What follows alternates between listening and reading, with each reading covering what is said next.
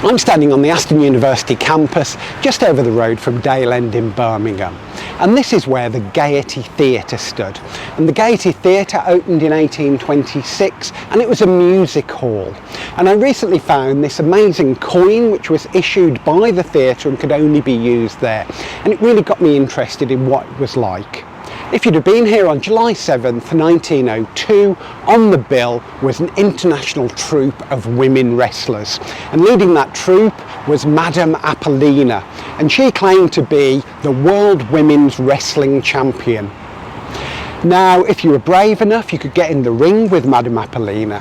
If you're a woman and you could manage to stay in there for 15 minutes, you'd win £25. If you were a man, you'd win 15. And that gives us some idea of how fearsome Madame Apollina must have been. Now, if these stories have piqued your interest in Victorian Birmingham, why not join me on the Top Hats and Tails walking tour and find out what other amazing stories there are to discover.